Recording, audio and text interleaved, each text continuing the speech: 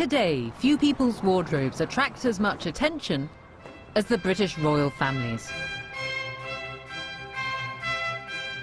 Hardly a day goes by without some press comment on a little royal romper suit, or a designer dress, or a sneaky high street purchase. And you might think that the world today has gone mad for a peek inside the royal wardrobe. But believe me, it's always been like this.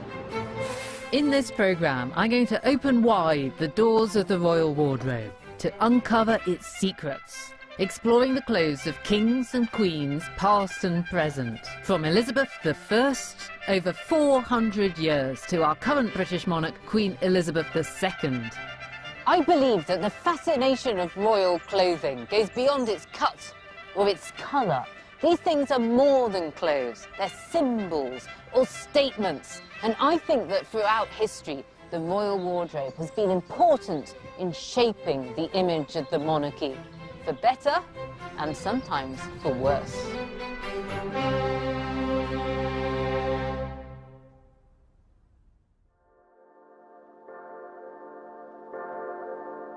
I'm going to start rifling through the royal wardrobes of history with Elizabeth I's. She's a queen who I particularly admire for her skill in using clothing to construct an image of power and majesty. As a child, Elizabeth spent much of her time at Hatfield House in Buckinghamshire, and it was her favourite residence throughout her life. It was here, beneath this oak in Hatfield's grounds, that she discovered that she was now queen at the age of 25. Right from the start of her reign, Elizabeth had to control her image very carefully. She knew that the odds were stacked against her being a successful monarch. Firstly, she was female, being a king was a man's job. And secondly, because her mother had been Anne Boleyn, many people believed that she was illegitimate. Thirdly, she had very big shoes to fill, those of her father, Henry VIII, who had every natural and artificial advantage. He was a fine figure of a man, although when it turned to fat later on, he was 54 inches around the waist. But here, he's had Holbein make the most of his very splendid costume. And the eye cannot help but be drawn to this particular garment here, the codpiece, which, following Tudor fashion, has become outsized. Men used them as little purses to carry money in, or sometimes precious things like jewels, hence the expression, a man's crown jewels. But what Holbein is really saying here is that Henry is fertile. He's full of lovely sperm. He is the ideal medieval macho monarch. Elizabeth obviously didn't have her father's imposing physical attributes, but she helped to make up for that using clothes. And to spread the message of how queenly this queen was, portraits of her were hung in every great house of the realm, including Hatfield. This is an extraordinary dress that she's wearing. And what's this white gauzy stuff that's sort of swirling around her like a cloud? Well, that's very fine fabric. It's wired at the edges, so it gives the effect up there of wings. So it's giving her, as she moves, tremendous sort of presence and consequence. It looks like a sort of personal cloud of dry ice swirling around her wherever she goes. It looks fantastic in the portrait. What it was like in reality, walking around with great wired wings, you know, particularly if there was any kind of wind. I guess you'd blow away if the wind got behind you. Well, it wouldn't dry it out, I think. While Elizabeth's incredible dress may have been impractical, it certainly gave her presence. But it wasn't just the colour and shape that had significance. The dress is full of symbolism that an Elizabethan viewer could read like a book. To them, the pearls signified peace and purity. She was supposed to be the Virgin Queen. The bejewelled snake symbolised wisdom. The heart symbolised love. This queen ruled with both heart and head. And she had eyes everywhere. What's going on, for example, with these little eyes? Well, the eyes and the ears, they really are very freakish, aren't they? They are extraordinary. And do you think this is the Queen saying, I can hear everything and I can see everything that you do? It is rule of the state, as it were. is symbolised by eyes and ears. And what's going on with the rainbow? We know this is the rainbow picture because she's holding this thing that looks like a grey hosepipe. This at one stage must have been all the colours of the rainbow, but now they've faded. So we have this little inscription here. The inscription in Latin says, "Without the sun, you don't get the rainbow." So she is the sun, basically. She is the sun, a very common metaphor for a ruler, and the rainbow is a symbol of peace. And this is really what everybody wants, peace and tranquility. The picture is saying, I've got a heart, I'm wise, I'm wearing a snake, I can hear you and see you with the eyes and the ears, and also I'm holding a rainbow, I can control the weather. That's a pretty good range of skills and attributes, isn't it? Well, effectively it is.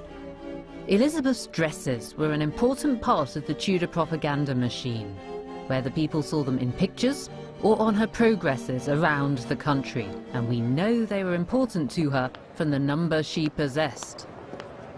This little street here is called Wardrobe Place because 400 years ago a vast building stood here to house the royal wardrobe.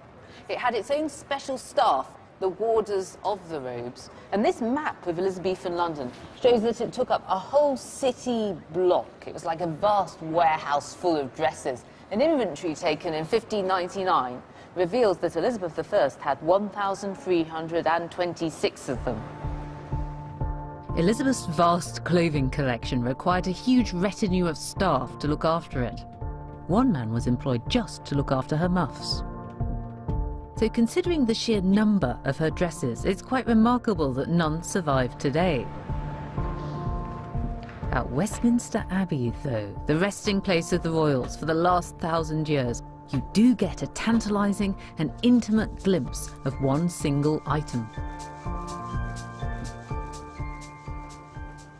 This is one of the very earliest surviving bits of royal clothing. We still got it because of the weird tradition of the funeral effigy.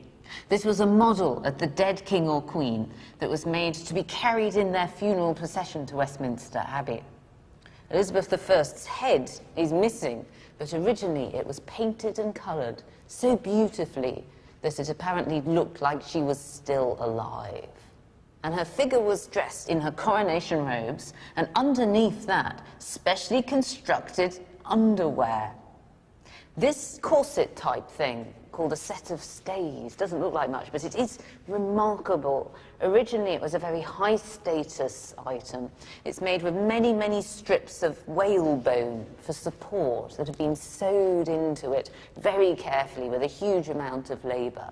And it's extraordinary to think that this represents the body of a woman who was 70 years old. It forces the flesh into a very unnatural, long, narrow shape, which was partly Elizabethan fashion, but it was also the Queen wanting to create a very strange and otherworldly image for herself. Elizabeth's underwear was originally only seen by her ladies-in-waiting. And it's only when the effigy was conserved that this intimate item was accidentally discovered. The stays are exciting because they formed the foundation for an incredible number of layers above that would construct Elizabeth's unique silhouette.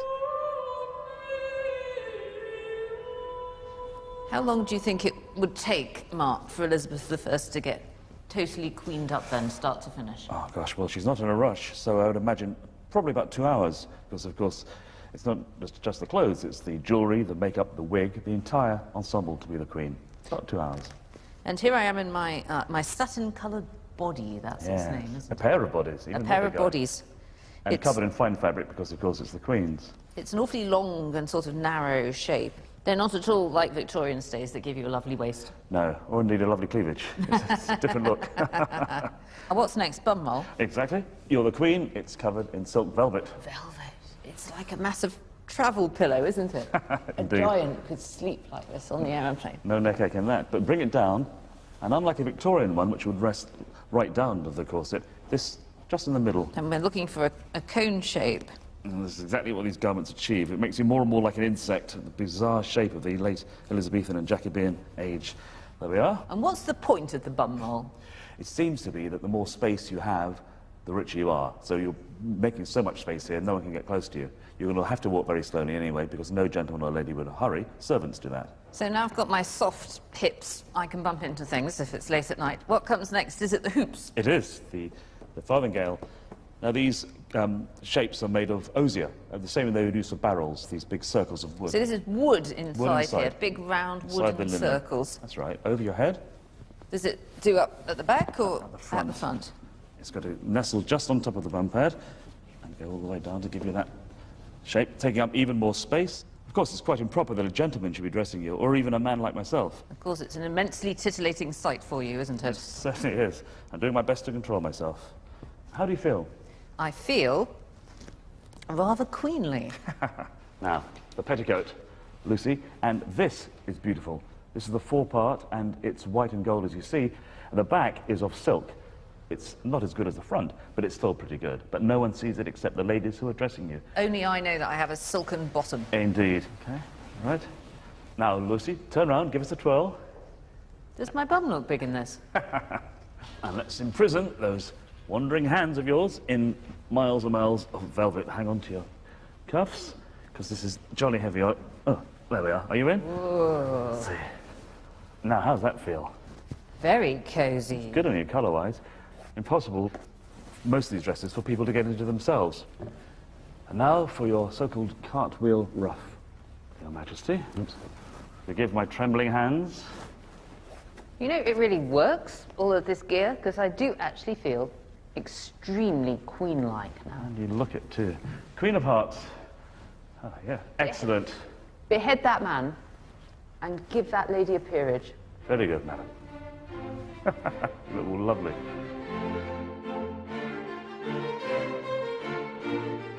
Elizabeth I's dresses literally dazzled the eyes of her 16th century courtiers and visitors. This dress alone was covered with 800 freshwater pearls, and that's not including the jewellery she wore on top.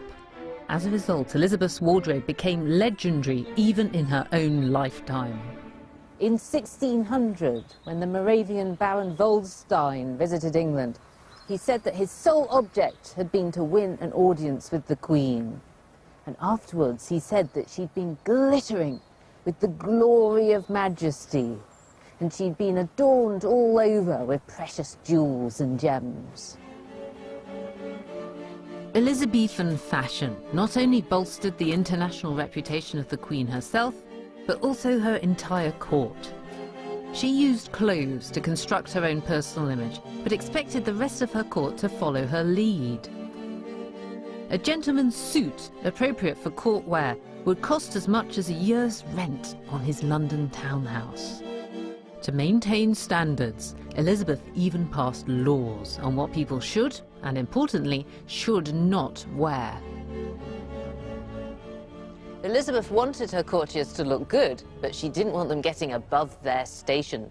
So she passed no less than 10 statutes of apparel, laws that said who could wear what at what rank of society. So here is a 16th century Act of Parliament against the inordinate use of apparel. It says here that if you want to wear cloth of gold, you have to be an earl or above that in status. If you want to wear fur on your clothes, you have to be worth at least £100 a year. And I also like the impression it gives that the Queen can see you even in your bedroom. Woe betide you if you're worth less than £20 a year, and if you wear the sumptuous fabric of silk on your nightcap. Elizabeth's wardrobe really proves how royal dress has the power to make a monarch. Her image contributed to the longevity of her 44-year reign and the relative peace and prosperity that the country enjoyed throughout. For each and every king and queen, or prince and princess, there's been no such thing as an ordinary dress or a boring old pair of trousers. In the eyes of their people, every single outfit has always been seen as a statement. Clothing has created their image and helped determine whether they've been loved or loathed. For the royal family, one was, one is, and one probably always will be what one wears.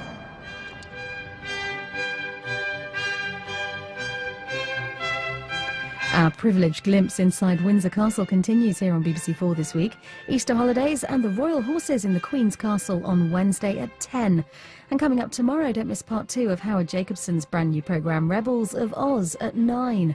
Tonight, though, stay with us for award-winning drama with Edge of Darkness next.